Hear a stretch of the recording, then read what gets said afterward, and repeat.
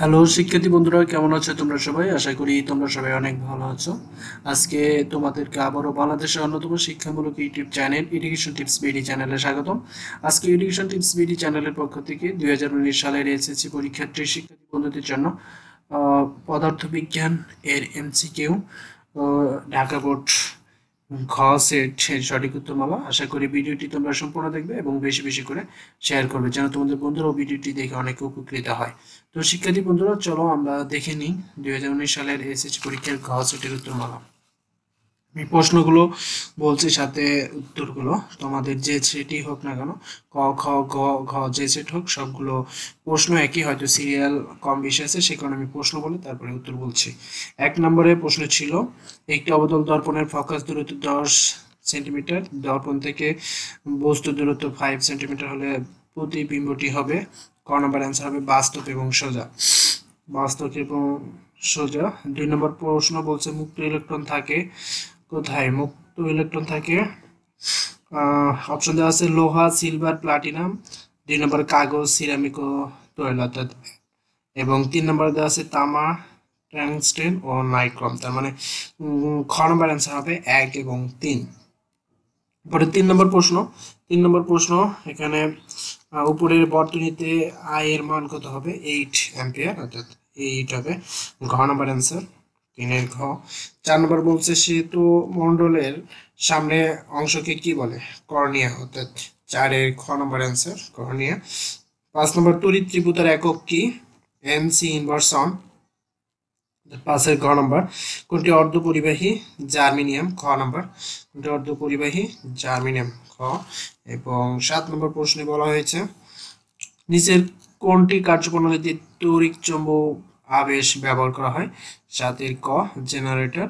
এবং 8 নম্বর প্রশ্ন, পরীক্ষামূলক বৈজ্ঞানিক পদ্ধতির প্রবক্তা কে? রজার বেকন, গ নম্বর। এবং 9 নম্বর প্রশ্ন বলা আছে, লেন্স ক্ষমতার এক মাত্রা নিচে কোনটি? এল ইনভার্স 1, অর্থাৎ 9 ক।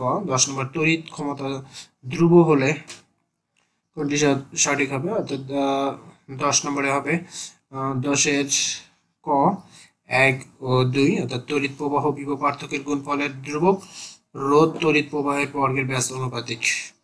এরপরে 10-এর পরে আছে 11 নম্বর প্রশ্ন হলো, আলফা কণার বৈশিষ্ট্য কোনটি? আলফা কণার বৈশিষ্ট্য হচ্ছে 11 ঘ নম্বর অ্যান্সার, অর্থাৎ এই কণা চৌম্বক ও তড়িৎ ক্ষেত্র দ্বারা প্রভাবিত হয় এবং এই এর ভর 9.11 × 10⁻³ কেজি।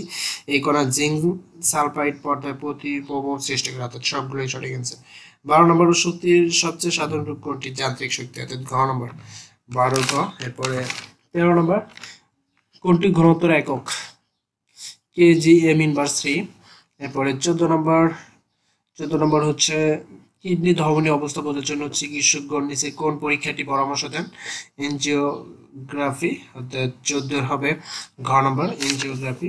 15 নম্বর, নিচে কোনটিতে শব্দের বেগ বেশি?